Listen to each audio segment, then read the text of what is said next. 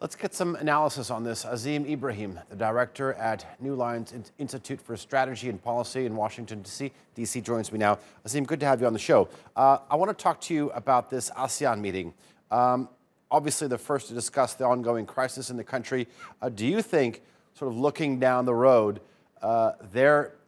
this group, or for that matter, any other group or country, is going to have any effect on what the junta does next?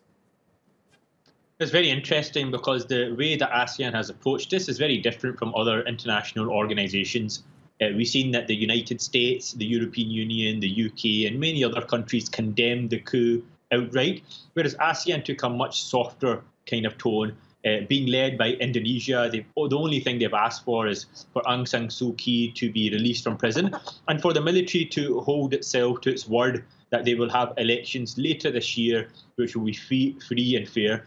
And I think there's two benefits to that. First of all, you're only asking what the military has themselves said they will do, which is to hold elections. So you're holding them to account for what they've actually said themselves. And secondly, it also gives the military a ladder to climb down, so they are able to save face and have elections, later this year, and without causing without being humiliated in the way of trying to reverse the coup. So I think ASEAN so far has played their hand relatively cleverly, but whether they'll actually go through with much of this we'll have to wait and see. So as we wait for those elections, here's what I'm seeing. Over the weekend, the state television had announced that the Myanmar UN ambassador had been fired because of sort of the comments that he made at the General Assembly for betraying his country. Now we are seeing him formally sort of putting a claim forward that he is his country's legitimate representative at the United Nations. I mean, you're obviously seeing this back and forth. How's this going to play into the current crisis, you think? Yeah, well, according to the Myanmar constitution, he's absolutely correct. He is the country's legitimate representative.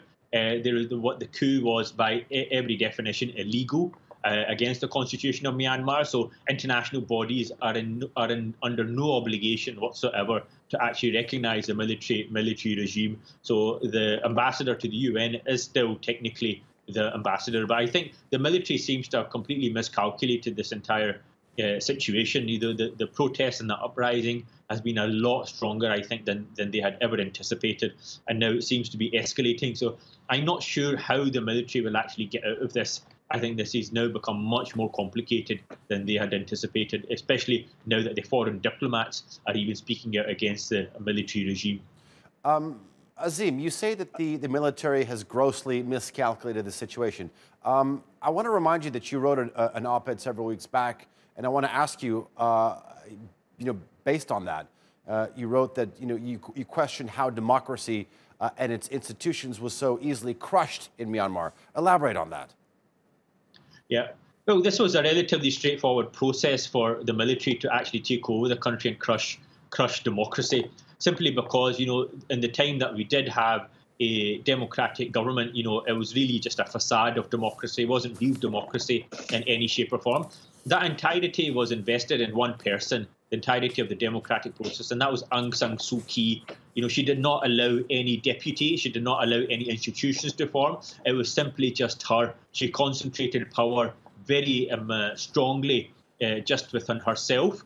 And so for the military to remove the entire democratic facade, they simply had to remove one person, and that was Aung San Suu Kyi, which they did very easily and put her under house arrest. So it wasn't a very difficult situation for the military to actually reverse the democratic progress made, simply because Aung San Suu Kyi herself wanted to make sure that she had full control over the NLD party. She didn't allow any proteges to emerge. She's seen everybody as a threat, and it was just highly concentrated in her persona. All right, Azeem Ibrahim, live for us from Washington, D.C. Thank you very much.